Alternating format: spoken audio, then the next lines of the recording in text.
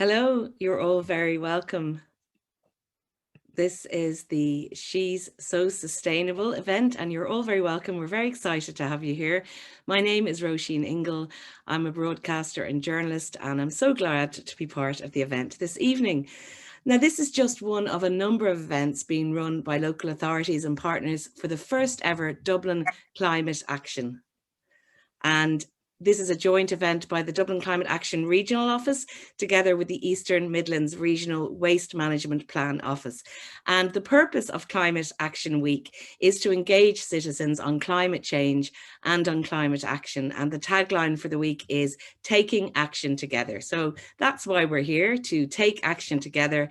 And we can do that in loads of ways, by sharing, by learning, by becoming advocates, and maybe even getting to influence policy and be decision makers in the future.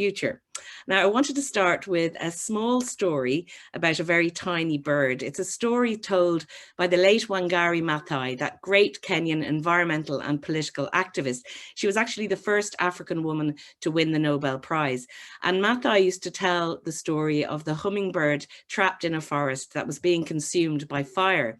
So while all the other animals, more powerful ones like the elephant, stood still in terror, the hummingbird flew to the lake and took a little bit of water in its beak to drop on the fire, and then raced back to all the other animals, and they all looked on. And she said to them, the hummingbird did, that she was just doing the best she could. And Wangari Maathai said, we all have to be like hummingbirds, using our power, using our voice to stop the pillaging of the planet and be part of the solution. And that's what we're about tonight, becoming part of the solution. Nobody here needs me to tell them about climate change, how it's a reality. The science backs all of this up. But lately, we haven't even needed the science, because we're beginning to see it and feel it too in very tangible ways. Extreme weather events, alarming wildfires, and even the unusual heat wave we've had ourselves this summer are just a few examples. We've all seen the reports from the IPCC, Intergovernment Panel on Climate Change, and the Environmental Protection Agency and others. And here in Dublin, we're staring down the barrel of climate risks, from flooding, rising sea levels, air pollution, and the very real probability of our own extreme weather events in the near future. So there's no hiding from it, and we shouldn't want to hide, because our response to climate change can have far-reaching benefits, not just for the environment, but for our economy, society, and for our health. Now, a lot of this stuff can be overwhelming, but we hope we're not going to overwhelm you this evening. We're going to hear from four brilliant women who, as well as being professionally engaged in climate action, are also taking action themselves in their daily lives. And they are women we can all learn from. So let me introduce you to them now. Firstly, please welcome Ruth Doyle. Ruth is the director at MCO Consultancy, where she's focused on enabling and encouraging climate action. But she also shares all that knowledge and expertise in her spare time too, using her skills in community activism and in her local school. You're very welcome, Ruth. We also have Joanna Donnelly with us. Joanna is a well-known meteorologist with Met Éireann, whose job it is to interpret charts and weather patterns for all of the rest of us. And Joanna is also a serious sustainable travel advocate who will hopefully inspire us today to do more. Welcome, Joanna. And our third panelist is Elaine Butler. Elaine is a sustainability consultant, and she runs the website Living Lightly in Ireland, which is a sustainable living guide containing all the information needed to live a greener life. So welcome, Elaine. We're looking forward to hearing all of your insights. And our final panelist is Carrie-Anne Moran. Carrie-Anne is a circular and sustainable fashion expert who works to deliver sustainable solutions to the fashion and textile industry across charity, retail, and social enterprises. It's great to have you here, Carrie-Anne, and we're really looking forward to learning more about what you do. And of course, you, the audience, we won't forget about you. We want you to get involved. And if you have any thoughts or questions at all, drop them in the comment box. And the Dublin Climate Action Regional Office and the Regional Waste Office, they're both here vigilantly behind the scenes, keeping an eye on your questions, and we'll get them to our panelists later on. Now, to start off, something quick and easy, I want to ask these four brilliant women, what inspired you all on your sustainable journey? So is there a person or an event that got you fired up and ready to take on this work? Ruth, I'm going to ask that to you first. Great, thanks. And hi, everyone. Well, I suppose I've been working in the area for the past 14 years or so, But personally, my action has increased massively since having kids, and also in the community. You are suddenly responsible for this enormous footprint that your family is producing. I've got 3 kids now, and you just feel that, you know, the decisions you make really shape the impact your family has, and you also want to set a good example. So I think it might be a bit cliche, but yeah, having children would be the turning point that really kind of lit the fire for me anyway. That's fair enough. And Joanna, you're a total multitasker. You've just read the weather and now you're here with us. So I'll come to you. And what was the moment or the person or the event that set the fire in you? I don't know if the fire was always smoldering though, because I've always been in this environment, and probably the sustainable transport thing was always there, but marrying a Dutchman didn't really harm that. I'm sure you all know that they were born on 2 wheels. But I've been on my bike since I was 15. That's 35 years cycling around the streets of Dublin. So that's not new. And this low smolder, I think, of just having to be sustainable. You just have to. Okay, brilliant. Yeah, I'm with you on that. I'm a 2 wheels woman myself, and we will talk about that later on. And what about you, Elaine? Was there a moment or a person or an event? Well, I think I always thought I was living sustainably. And then I learned I wasn't. And actually, there was a lot I didn't understand. And I'm a real data geek. I love knowing stuff. And when I find an area that I don't know about, I research and research and research. And so it was when I found out that coffee cups, the ones, this is in 2016, they weren't recyclable or compostable. And that really shocked me, because I had been managing policy development for an environmental political party for 4 years at that stage, and I couldn't believe that I wasn't aware of it. So that sort of started me on that track of trying to find out really what is sustainable, you know, what's the greenwashing, what's genuine, and then trying to put the information out there for people. So I would say I've always tried and failed miserably, and it's only really in the past 5 years that I think I'm doing it half decently. I'd say greenwashing is going to come up a little bit, and maybe it might be Carrie-Anne's talking about it. But Carrie-Anne, what about you? Was there a moment of inspiration or a time when you knew, I'm going one way and I can't go back? Yeah, like I think I've always been quite environmentally conscious. It was actually change of career that led me to be very sustainably conscious in the fashion industry. I was training to be a solicitor for environmental legislation, and I jumped ship to become a fashion designer. And I know, mad change of career, but it was actually my 2nd year of studying that the impact of the fashion industry really started to kind of be very aware. And I was in my studio with my fellow classmates, and all the waste that was happening after studying textiles, all just going into the bin. And that was my trigger moment. And that's when I started to look at this. Is going back 15, 16 years ago. So, you know, the stats we have now weren't there, but I realized what was happening in the industry, and I completely changed where I wanted to sit within that industry then. Well, I'm really looking forward to talking to you more about that, but I'm going to come back. I'm going to talk to you each a little bit, give you all your speak, and then we'll come together again. Joanna, I want to come to you because you were very good on Claire Byrne recently, just a few days ago. And I'd like to talk about the global perspective, because we're used to getting these weather warnings. You've been giving them to us. You know, we sit up and we take notice and we change our action and we do things. But talk to us about the global warning that we're in at the moment. Yeah, that IPCC report, you mentioned it there at the top, that was issued, I think, in August. And when it went, the IPCC, and not an awful lot of people know what's going on with that. It's the United Nations got together, I think it was way back in the 80s, and decided that we needed to be monitoring this and keeping an eye on climate change. And they've been issuing reports every maybe 5 years or so. I think this is the 6th or 7th report that was issued there in the summertime. And when it went in front of the Secretary General of the United Nations, and he was advised on its content and decided to issue a global red level warning. So when we were talking earlier, and I was saying to Claire as well on the Claire Byrne show, we have become accustomed to this traffic light system of warnings here in Ireland now. Yellow apparently means just ignore it, because we get lots of those, just ignore that.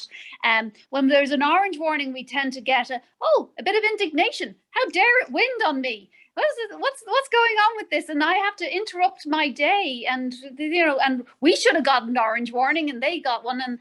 But then when we get a red warning, even the children know that we're serious. The children know, well, a red warning means we get a day off school, and people know how to react to a red warning. We're used to them now. It means you have to take action. You have to either take action to protect yourself or your property, or you take inaction and do nothing. Stay home, protect yourself and your property. So that's where we're at in terms of a warning was issued by the Secretary General of the UN. These are the guys that are there to look after us. Yeah. Red level. We're at that point. We're not in the yellow or the orange, we're red. So it's take action now to protect ourselves. Well, we're not going to be all doom and gloom on this event tonight, because we want to give people hope, and there is hope. I mean, even though I was reading today, and especially we need to make sure that our younger people have hope, because apparently the level of climate anxiety in younger people is off the chart, which obviously fair enough because of what's going on, but you don't want them to be so paralyzed by it. So give us the hope and give us the fact that we can do something. Yeah, there has to be a fine balance, because we can't, we've been unalarmist for too long now. So now we need to be just a little bit alarmed. But the hope is that we've seen ourselves react. The COVID pandemic globally has shown us that we're actually able to respond and adapt our behavior to protect ourselves. Things that we would have considered impossible. There's no way I can do this. In actual fact, life went on fairly well. I mean, it was a bit of a hardship, and nobody was happy that we didn't get to go out for dinner or to the pub or whatever it was that we fancied doing. But we adapted to protect ourselves, to protect not just ourselves, but the vulnerable amongst us, not just the vulnerable amongst us in our local society, but worldwide. We can do it. We can adapt. We've shown that we can do it in very recent times. So there is hope. There is definitely hope. We're a very adaptable species. We can do this. Good. I'm glad you pointed out that. Lots of hope. Now, one of the things that you mentioned the pandemic, and one of the things I found amazing as a cyclist, a fellow cyclist, going out with my kids around town in Dublin, and it seemed like every time we went out, there was another new cycle lane or another new safer place to cycle. And it was so exciting at a time that was so grim. It was like the Dublin City Council fairies had been out sprinkling sort of safe cycling dust around the streets. And I mean, I suppose a lot of people got on their bikes in the pandemic, and you know, some shops ran out of bikes and they couldn't keep them in stock because people wanted them so much. But tell me about your cycling life and why that sort of sustainable travel is important to you, and really big it up for us, because there might be some people on this call who just think, oh, it's a pain in the neck and it's too dangerous, and our weather, as you know, isn't the best for cycling. Oh, stop talking, Roisin. Myth number one, our weather is perfectly fine. We've got the best weather in the world. It's not too hot, not too cold, not too wet, not too dry, not too windy. If you don't think it's too windy, then go live in Florida. It's the perfect climate. The only thing wrong with Irish people is our clothing. I remember when I met Harm the first time, we were living in the UK training there, and he went home at Halloween. He said he was going home to get his winter trousers, and I was looking at him going, winter trousers? No, in Ireland, we just have trousers. We don't have winter trousers and summer trousers. We just have trousers. But when you're on your bike, you need to be dressed appropriately. Dressed appropriately for the weather means getting yourself a nice raincoat and maybe a pair of boots. I wear a nice pair of hiking boots in the wintertime, and my runners in the summertime. And look, just dress appropriately and the weather will be no problem to you. If you have a big commute, my commute is 16 kilometers. So if you can beat that, go ahead. But if you have a too long commute and you think you can't make it, get yourself an electric bike, because you'll be gone forever on an electric bike. No bother to you, and the wind won't bother you either. The wind is the only thing that bothers me. Anything over 15 knots, and I start to struggle a little bit because it's a little bit more work. But the weather is not an excuse. It's great. Distance isn't an excuse either. You get used to it. Believe me, I as I said, it's a 32 kilometer commute there and back, and it's fine. You get used to anything. What was the other point? The other thing I was saying about your shopping, and you know, like people carrying stuff on the bikes, or is it practical? Right. Yeah. When I started out here in RTE, I was told that a few of the other girls here working with me said, "Oh no, they couldn't possibly cycle because they had to carry their clothes in, or their makeup in, or their." And it's like, no excuse. A couple of big panniers, and there's plenty of room. The only thing that's tricky is the scariness. And I like to say, you know, be scared and do it anyway. Be brave. Get yourself in a good position on the road. That's the important thing. The fallacy of being visible and being the responsibility of the cyclist and wearing those ridiculous high-vis clothes, you put yourself in a good position on the road to be visible to other road users, and that means cycling about a meter and a half out from the side of the footpath. And once you're visible, the cars won't run you over. And don't be firm on the road. That's your road. You're entitled to be there, confident on the road, and it's a pleasurable experience. I stop at the lights and I have a chat with the people crossing. I meet dogs. I love meeting dogs on my route to work. I love meeting the guys working and planting the plants at the side of the road, and you can stop and say, oh, that's a nice plant. What are you planting? You can't get that in a car. Cycling, you know, when you have a kid, there's a few mothers here on the thing.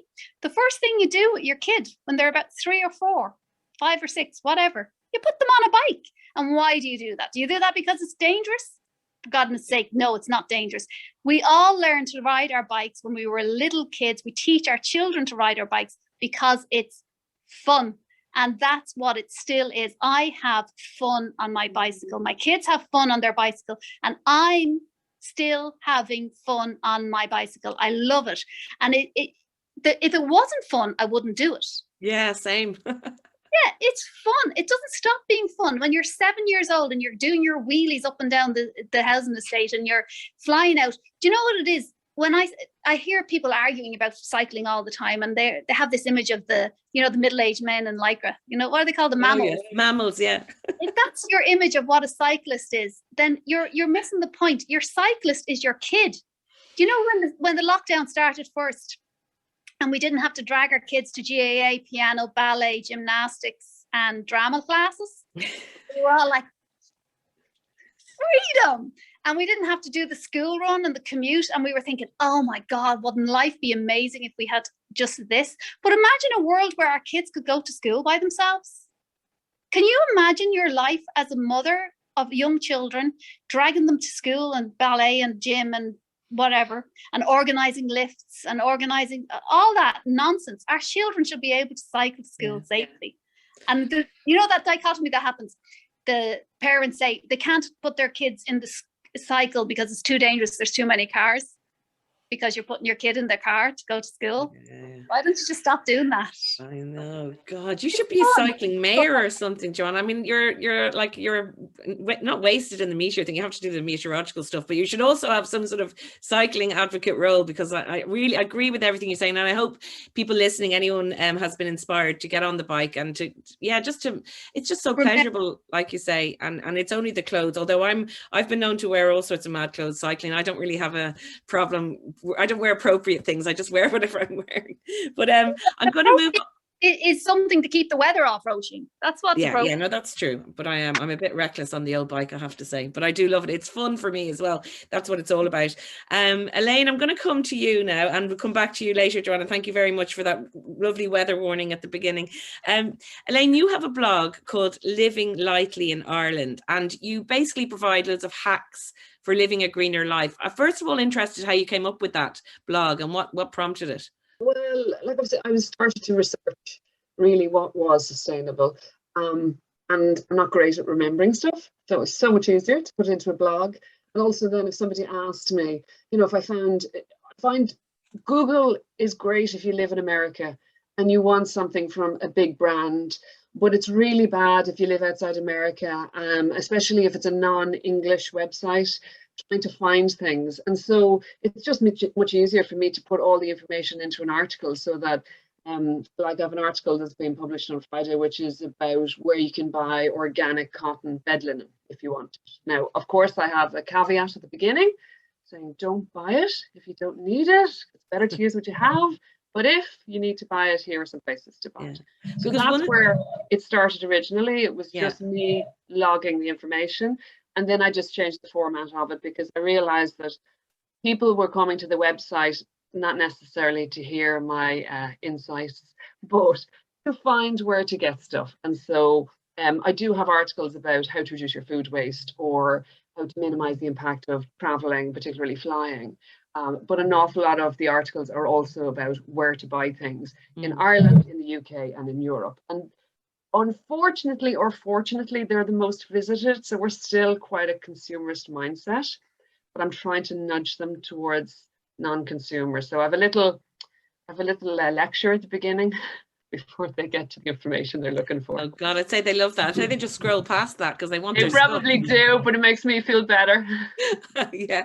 What about your consumption? Something we definitely need to talk about when we talk about trying to be greener. You did an interesting experiment, I think, a few years ago, where you decided to set a goal to purchase 80% of anything you bought was going to be secondhand, 80% of it. How did you get on with that? And is that realistic, do you think? I mean, I personally think we have enough things. I did a clear out of my wardrobe, and I'll probably say this to Carrie Ann later on, and I realized, like, I just have enough clothes, and I could probably repurpose some clothes, or, you know, definitely give them to charity, but also change them into something else. Like, there's enough bits and pieces and stuff around, isn't there? Did you find it easy to do that, like not buying new things? Buying new. Yeah, absolutely. I mean, I'll always try not to buy anything, first and foremost. Like, I'm a firm believer in borrowing from people and lending to people, repurposing stuff, particularly like something that somebody might be disposing of. I take things out of skips. No problem at all. My husband is mortified, but I don't care. It's going. You're a skip diver. Absolutely, absolutely. You'll see me walking down the road any day with something hanging out of me. Usually, I do try and moderate that, because you can actually fall into the trap of just accumulating stuff because it's free anyway, and you have to be careful about that, because that's wasteful in itself. But when I start that challenge, I had been shopping in charity shops for a good year at that stage, so I had a sense of what was available, and I just wondered whether we could achieve it. Now, there's certain things that, there's systemic racism. Well, there's systemic wastefulness as well. Like, the school books for school, they changed the edition. Oh, the one you have, you can't use. Or now they have this thing, the ebook. And if you scratch that little silver thing on the inside of the cover and you use the ebook, now the book is useless to anybody going forward. So there's certain things we have to buy new because we're forced to. And then some things we might want to buy new, like underwear and stuff like that. But pretty much everything else. Now, I did get a little obsessed about it. Like, I would sort of see it as a huge challenge to buy things secondhand, and I see it as a failure to have to buy things new. But I had to knock that on the head with COVID, because with buying secondhand, you have to buy before you need it. You cannot look for school stuff in August. You're just not going to find it. So I generally buy school stuff, starting in June, July, and so that I have it in time. But then with the charity shops being closed, I wasn't getting stuff far enough in advance, so I had to buy some new items. But I have noticed over the last year, even before COVID came, the quality of the stuff in charity shops, I wasn't getting the same selection. So I think it would be hard. It's harder for me now than it was. Now, that could be because more people are shopping in charity shops, which I hope, or more people are buying bad quality that breaks before it gets into the charity shop. So I don't know what the reason is, but it has become more challenging as the years go on. But I do buy in recycle pages and marketplace and that sort of thing. I'll buy as well. It doesn't have to be free. I mean, I'm happy to pay for something. Elaine, if we were to have a nosy in your house, I'm really interested in this, because we hear about things. I always have this fantasy that I'm never going to buy kitchen roll anymore. I'm going to do something else, then I forget, right? But I presume there's no kitchen roll in your house. And what else would we find that's different? There is kitchen roll. Oh, really? There's kitchen roll. Yeah. Now, there's a bag of worn out knickers under the sink that we use as rags. So... and other bits in case some non-family member needs a rag and they don't feel comfortable with my old knickers. But we do have kitchen roll, but we use it for fat and egg white or egg yolk or something like, or things that are very hard to pick up and clean, and I don't necessarily want to put in the washing machine, but especially with oil, if there's any oil, we use kitchen roll for that. But we would buy a twin pack and that might do us for 4 months, because we use so little of it. But we slowly over the years just change things out, So now my dish brush, the one that we use for washing up, is wood and agave bristles. So it just goes on the compost heap when we're finished. And actually, do you know what? I bought very few eco products. I picked up some beeswax wraps in the charity shop, so I happen to have them, but I've never bought them. Because you could just use a napkin, there's no problem.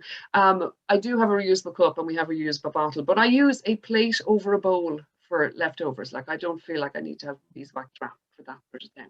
So there's surprisingly few eco products in our house. Most of us have everything we need.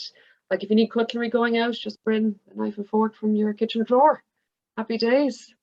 So sustainable living doesn't have to be expensive. It can be, it's like everything, but you don't have to spend an awful lot of money to reduce the impact that you have. Because, I was thinking about this earlier. There is a sort of sense in all the things that we're talking about, whether it's, cycling, because people think, you have to get an expensive bike or whatever, that there's a kind of a middle class preserve, or that it's going to cost money, or that it's all very well for you to be doing this. But actually, I think that the challenge is to sort of make it much more mainstream and see it as ordinary life and everyday life. What would you say about that? I mean, it's not just for people who, like me, going down to my local grocery store with my paper bag, putting my oats in it, feeling all delighted with myself. But, that's not necessarily what other people are going to do. So is there an elitism in this a little bit? I think that people choose to, because we have a consumerist mindset. So when we have a problem, we start thinking about how do we buy our way out of it. And so that's what we do automatically.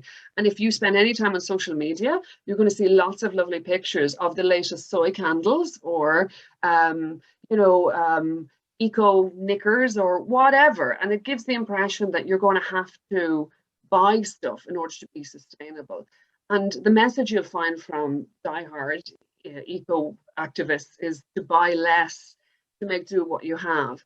And I think that, like, if anyone came into my house, they wouldn't know it was an eco house, to be honest. It looks perfectly normal. And the clothes I wear, I have Penneys clothes, because some of them are older than my children, and some of them I picked up in charity shops. But I don't have organic cotton fair trade clothing. I have a couple of items, but I only buy them as I need clothing, and I can't get a secondhand item version for it. Actually, we estimated that we save about 2,500 per annum by living more sustainably, which we then choose to reinvest in organic food and stuff like that, and maybe organic clothing. But somebody doesn't have to, and not everything we eat is organic, because certain things we can't afford that are organic. So I think people are surprised at just how average we are. Maybe I could say people are a bit disappointed that we're so average. I want you to be knitting your own sandals or something, and I want the house to smell of mung beans. Exactly. I know, they're horrified when it's not. And actually, sometimes I feel like I should be doing more of that, but it's just not our family. We're so normal, and it's so easy to live sustainably as part of a normal life. And I always say to people, do what you can where you are with what you have. And if at this point in time you can't, give up meat completely, you might have more plant-based meals. If you can only cycle a couple of days a week or not at all, we call it the pre-contemplative phase. It's where you start thinking about it, planning for it. And I said, just do what you can, start slowly, and then it's Elaine, that's brilliant. And you segued nicely into my chat with Carrie-Anne, because you mentioned clothes there and about your penny stuff that you've had for a while. So Carrie-Anne, we have you're all about the fashion and about clothes, and there's such a connection between the two when it comes to the climate. But there's a bit of news from pennies today that you might share with us. Because I think in the pandemic, that was where everyone rushed to, give us a bit of pennies, a bit of... I know, everybody wanted their fix post-pandemic when the shops reopened. So so news kind of came this afternoon about Penneys launching their new kind of sustainability agenda.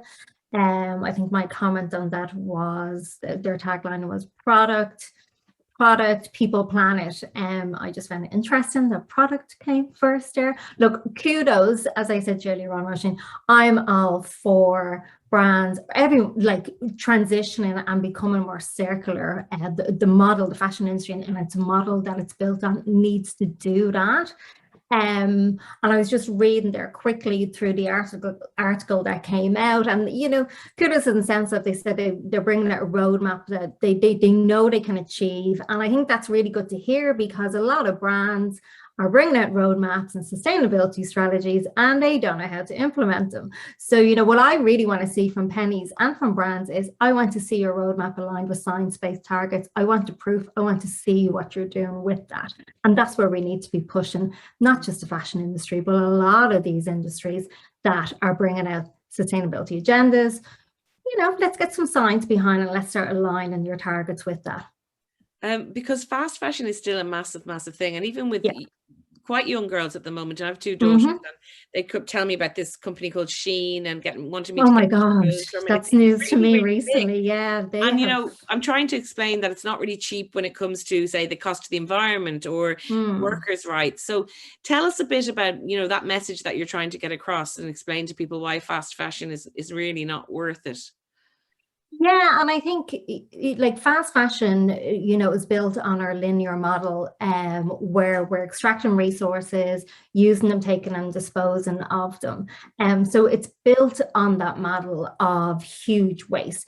And obviously with huge waste, we have mass production and consumption. So people are really push, and it's a model that came into place in the late 80s, early 90s, where we started to transition away from seasonal trends, you know, your autumn, winter, your spring, summer, to brands now bringing in, oh my God, I can't remember the last count, but look, there's new clothing, new trends hitting the floors on a weekly level. So, you know, that's, so since it's like 2000, our clothing consumption has doubled in fast fashion, and we're now looking at nearly 2/3 of all of our clothes ending up in landfill within 1 year.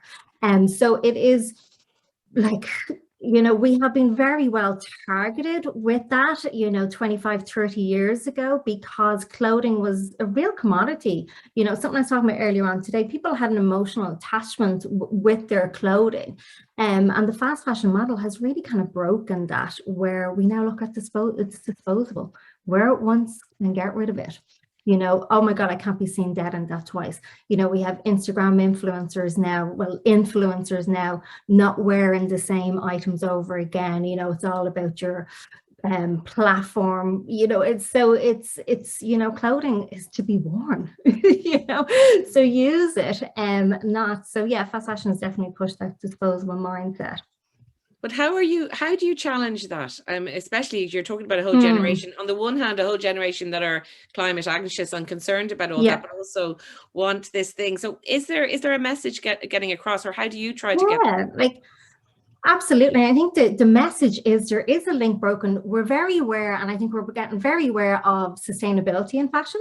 We're getting very aware of the environmental impacts of fashion, but what we're not really kind of addressing is the climate impact from the fashion industry and how accountable it is. So recent reports have shown that the industry alone is producing 1.2 billion greenhouse gases annually, which somewhere sits in around 8% on the last report of all greenhouse gases globally. Why are we not screaming about this piece of information from a climate impact perspective? So this is the narrative I think we really need to be addressing. And with that, because a lot of people, as I said earlier on, getting to know the environmental impacts, understand sustainable fashion. You know, we mentioned it earlier on, like shopping in charity retail is cool again. Thank God, it was cool when I was growing up, and I'm just so happy to see that coming back, you know. But it's that piece of the narrative that I think is going to really trigger action, is to, you know, bring that to the forefront. It's, you know, the interlink there now, and I think that's where we'll see the action with the next generation. I'm going to be honest, I feel very hopeful for industry change with the next generation coming through. They are pushing it. Now, I know there, like Roshan, you were saying your children are still shopping with certain brands and stuff like that. Yeah, like, you know, that is going to happen because it's marketed so well, but there's a lot more information happening now. And as education in school, we're talking about this in school and everything now from the fashion industry, that mindset is going to shift. And I feel very hopeful that that shift is going to lead to massive impact in the industry. I love that optimism, Carrie-Anne. Now, with that optimism, everyone listening, what can you tell us about greening our wardrobes? Like, I just took a whole load of stuff, as I said, and threw it onto the end of my bed, and I'm looking at it and I'm kind of going, okay, I don't want to get rid of that because I like that material, but I don't like the shape of it. So I've met a couple of people who now do repurpose stuff and are actually fashion designers who are working in that area, that you can go along, bring your thing, and ask them to turn it into something else. So I suppose that's one way, is it, to see absolutely, possibility in the clothes that you're a bit sick of. Yeah, no, absolutely. I worked at the Rediscovery Centre for 10 years, leading the fashion program there. We worked heavily in the redesign, and it was some of the transformations we actually did were amazing, of clothing and a lot of sentimental clothing. So redesign, if you can reinvest in that item, it's definitely worth going to a tailor. You're mending, you're repairing, you're swapping. Irish company New are an amazing platform to go and get new clothing, basically. Like within with the swapping model, and yeah, like renewing your wardrobe, it's to shop within your own wardrobe. Like WRAP from the UK state that 30% of our wardrobes haven't been actually worn in a year. So sometimes it's good to actually go back into your wardrobe and see what's actually in there. And I know people use the turn your hanger in the wardrobe. So if you've worn it, turn it the opposite way. So do you know what you've worn?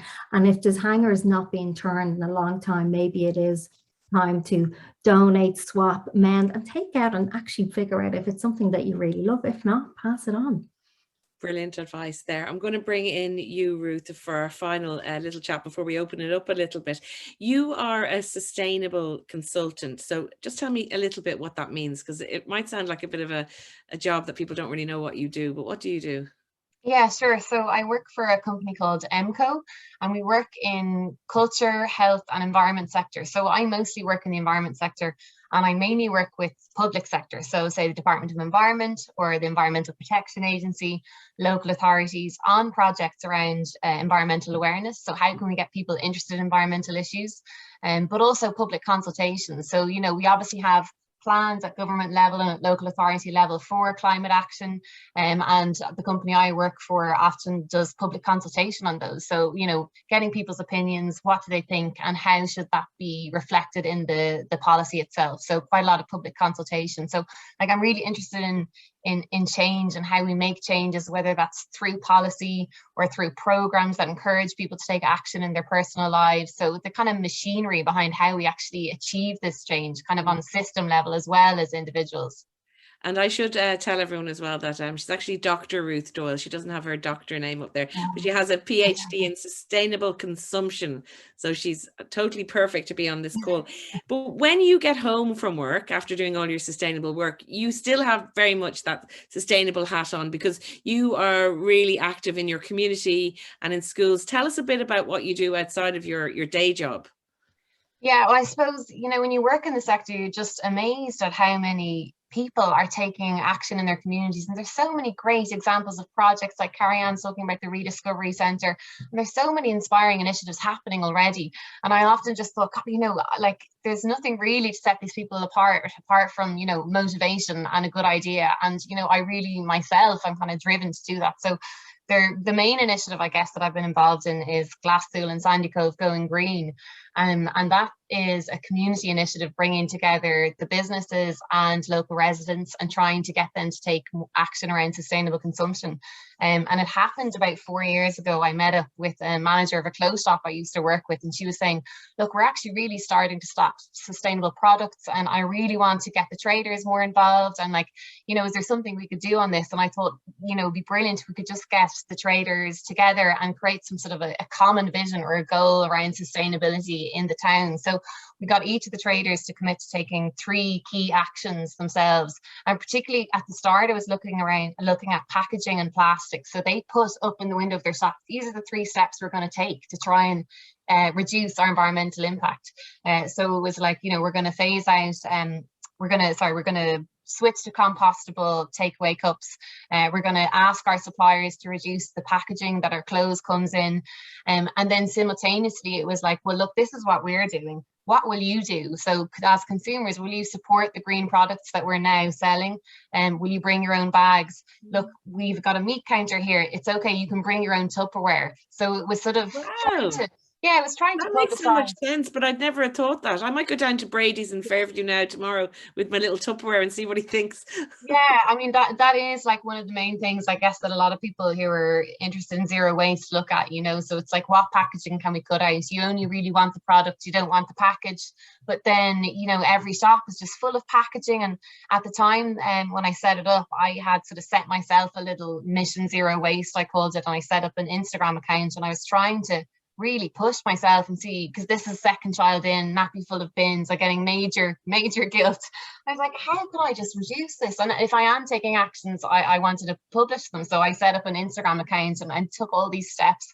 And one that really kind of irked me was that there's not that many, well, there is now, but back at the time, there weren't that many package-free shops. You know, I don't want all this packaging in my life. But then you're stuck with what's on your doorstep. And, you know, and I think that's really important, is that you're enabled or constrained based on what's in front of you. I was shopping in the village and I was like, I can't get anything without a package. I can't, like, you wanted your porridge oats, Roisin, or whatever, you know, you fill your, I couldn't do that. So I was like, so, and the businesses, you know, so I think that I wanted to try and encourage them to improve the sustainability of their offerings through the Going Green initiative as well. So it's about making sure that there are options available for us, that there is cycling infrastructure, although I know a coach does help, Joanna, but and that there are those sustainable products, whilst we shouldn't be buying in the first place. You know, it's less, but then you also need to consume some things. And so I think, like, you know, the businesses, if they're taking action, and many are, they need to tell people what they're doing and try and encourage people then to buy and to kind of fit in with that, because that's how you get change in the market, you know.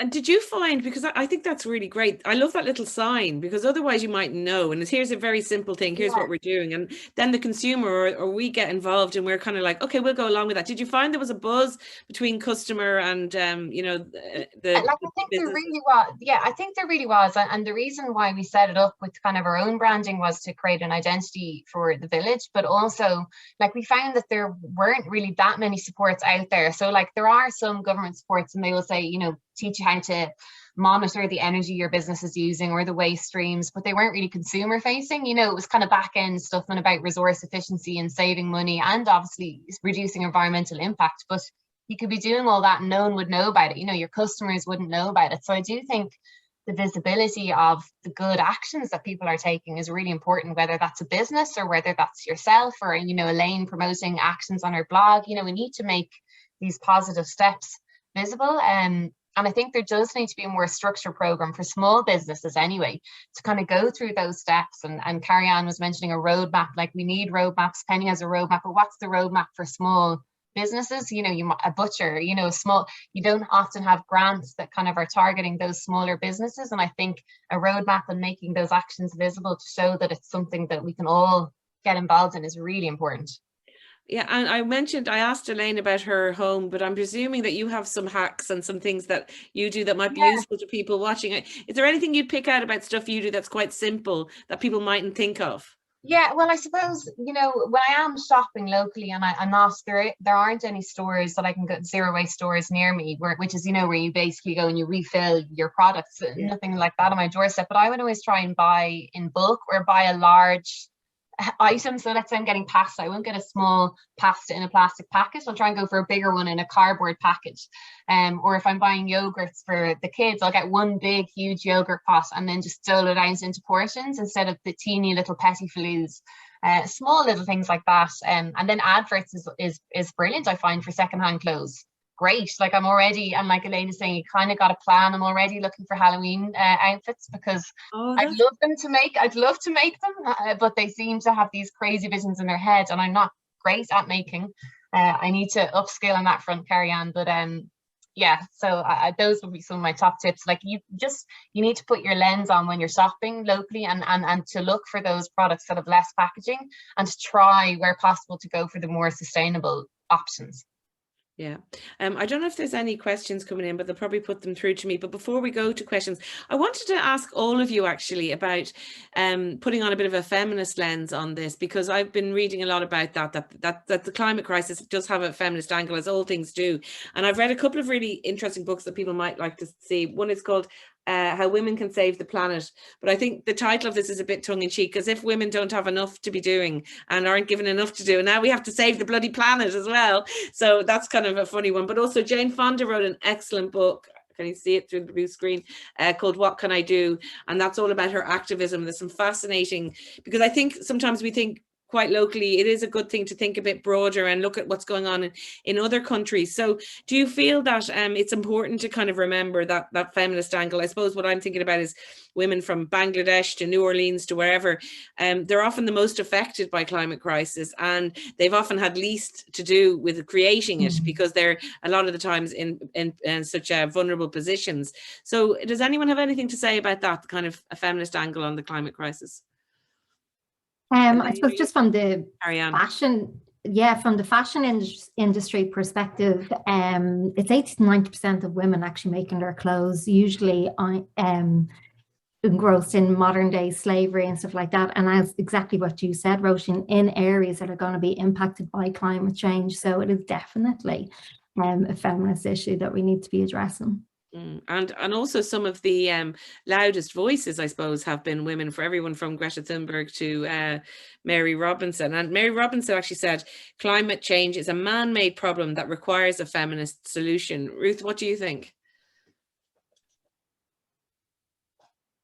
Yeah, I mean, like, I know that in, say, businesses or in governments that have more women in decision in positions of decision making, they have better outcomes, so if you have more representation of women in politics, you get stronger climate action policies. And I think when it comes to designing our way out of this and creating policy, we do need to include all voices as well, and that's marginalized voices who, and often the most marginalized are women in less developed countries. So we need to be cognizant of what the impacts might be on them, and design solutions that are going to meet their needs, really. But then I also, back to your point, you can't just have this whole thing framed as a problem that the women are going to, save us, because they're going to get back home and they're going to do the scrubbing and the cooking and the cleaning, and they're going to do the growing, and they're going to, it's not, it shouldn't just be, they can't pass the responsibility to women. It's not for us. And I know now that we're the main, we're still responsible for the domestic sphere, and a lot of those caring duties do fall to us. But I think ultimately, if we're designing sustainable society, there has to be a bit more equal involvement, and it can't be the women that are the ones who are just empathetic and are, raging about the issue. We have to get men involved as well, and that's involved in action in the domestic sphere and in community, business, and all levels. Yeah, and Elaine, you wanted to come in there.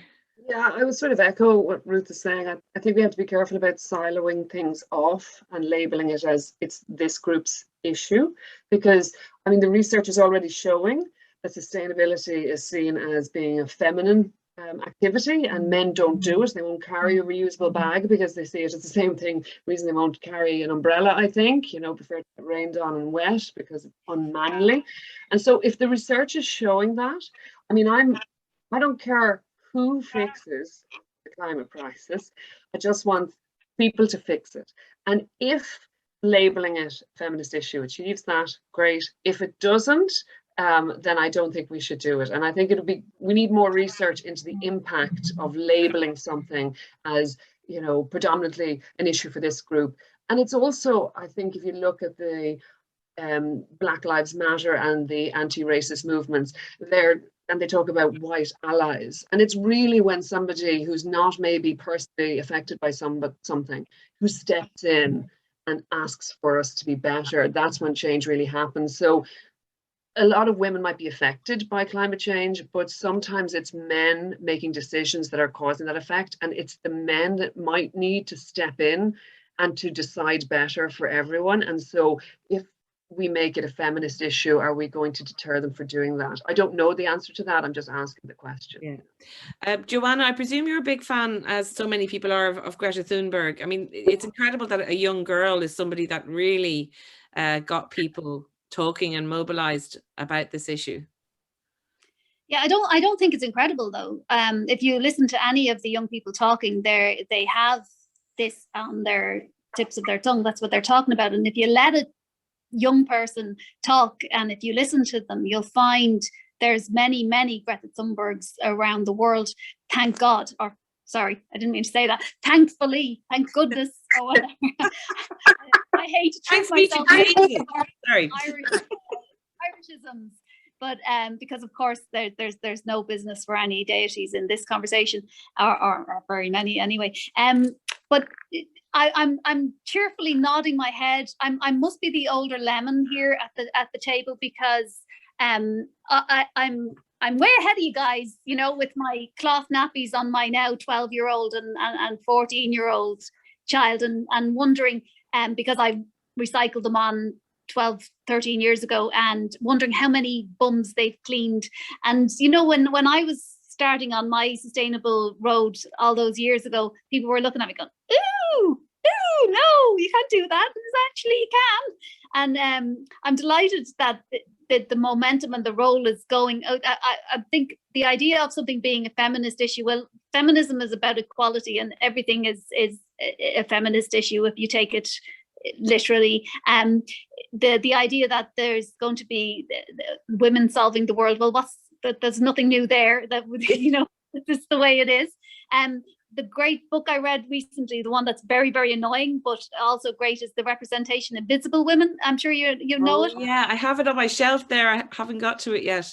Yeah. Well, when you're reading it, you're really furious, but at the same time going, oh my God, that's what it is. So the feminist responsibility to solving all world's problem is that we need to be on the boards making the decisions, because that diverse opinion and visibility of the woman on the boards making the decision is what actually will make things better for everybody. So get on the boards and get making with the power and the decisions. I believe the 80s are back, so we've got our shoulder pads. So no, that's a really important point, because, you know, voting for women, getting more women involved in leadership, because I think we've all seen during the pandemic how depressing it was, night after night, just seeing men at podiums telling us what was going on. I don't know if anyone else, maybe it was just me on this call that found that depressing. I found it profoundly depressing. And there's a couple of questions now I'd love to bring to all of you, because and thanks to our audience for putting them in. Somebody says, do you think that companies are generally really concerned about their impact on the environment, or are they worried about their own image? Adidas, for example, have a vegan collection, and Pennies have a now organic cotton collection as well. I suppose it's about greenwashing and people jumping on the bandwagon because they think it's good to be seen to do that. Anybody, any thoughts on that? Yeah, I do. I don't care what your motivation is. Just do it. Nike have a recycled materials and all of these eco material trousers, and I'm still wearing my Nike trousers. I don't care whether they're only doing it to make themselves look good. They're doing it. I don't care what the motivation of any industry or corporation is, so long as they're doing it. Just do it, as Nike say. And by the way, earlier on you said bringing your Tupperware. I bring my Tupperware to Dunn's. They have no problem putting my meat. Yeah, of course. They're human beings behind the counter. I give them my Tupperware, they put the meat in it and put the little label on it. It's no problem. Okay, I'm sorry. Maybe I'm really behind the times, but it would never have occurred to me. But I am going to do that, and I love that idea.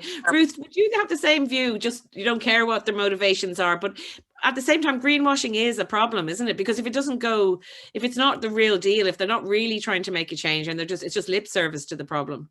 Yeah, I mean, I think people are getting a bit more savvy about that now. I think like greenwashing probably was like, you know, rampant maybe 10 years ago, but I think businesses now are really kind of cleaning up their agenda, and they have to. There's so much more consumer pressure, and there's even pressure from shareholders. So like I do think businesses have to look really strongly at this, and they also have legislation, you know, that they're affected by, and they have targets, and they have to make sure they're not polluting, you know, in the ways that they produce. So I think that combination of tighter policy coupled with consumer pressure will drive more change.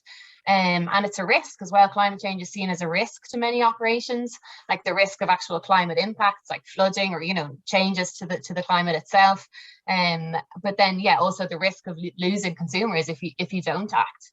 But there's always this problem is that, you know, the fundamental nature of the economy is around production and selling stuff and selling more stuff. So that's why we need the more kind of circular economy stuff that Carrie Ann is probably looking at.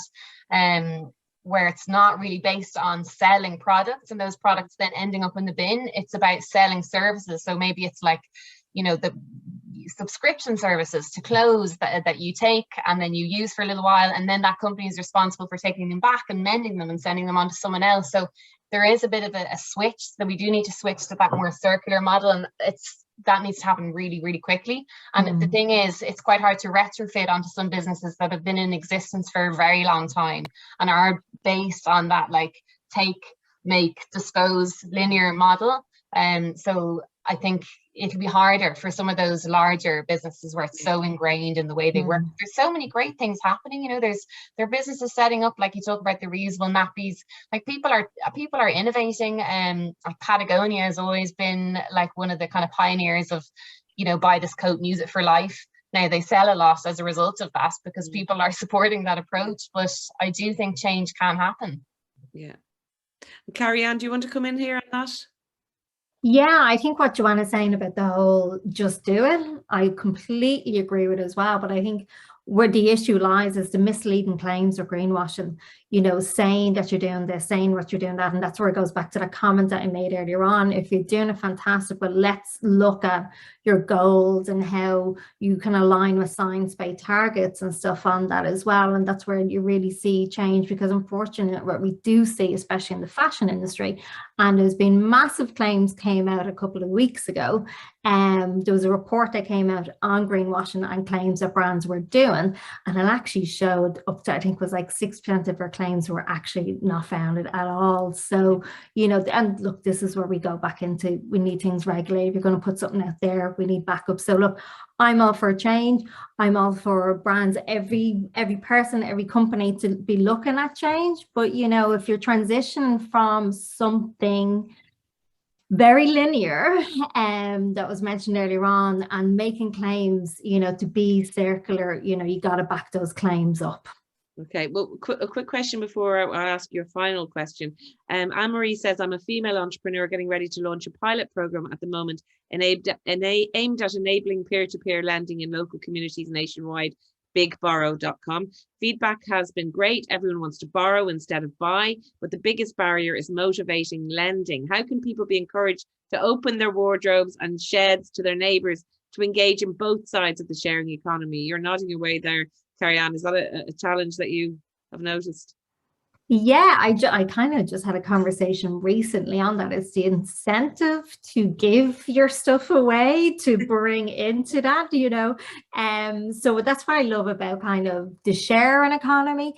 You know, you can still have ownership on it, you know, and get your stuff back as such. And I suppose, I know I mentioned new earlier on, they kind of work two ways, in that you can kind of borrow or you can swap for good, which, you know, so depending on how emotionally attached you are with your clothes.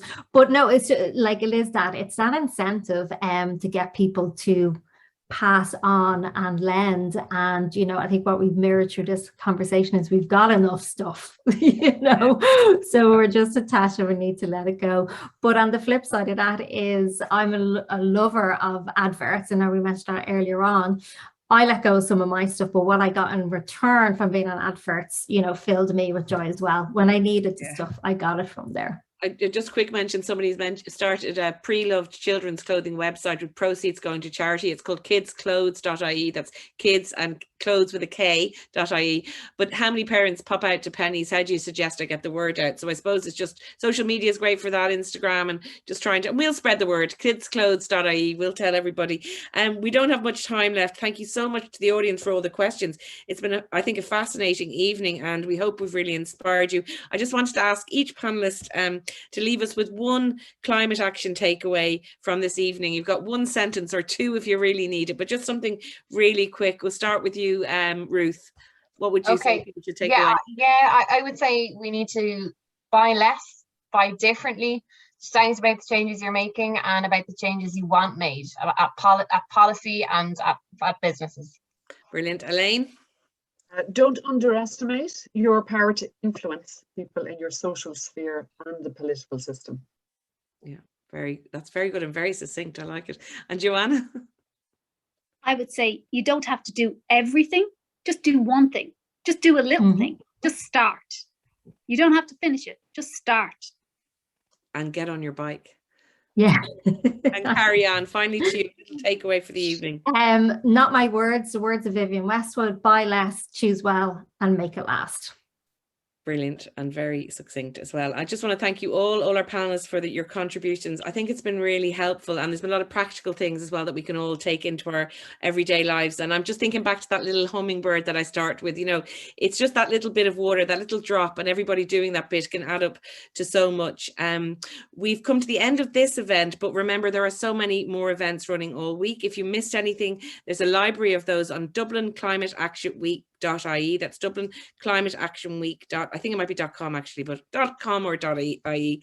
And there's still an opportunity to book events that are happening from Thursday to Sunday. I want to say a huge thanks to Yvonne Cannon from the Dublin Climate Action Regional Office and to Joanne Rourke from the Regional Waste Office for putting this really fantastic event together, and all the other amazing events that they've been running. Thanks to our panelists, Joanna Donnelly, Elaine Butler, Ruth Doyle and Carrie-Anne Moran.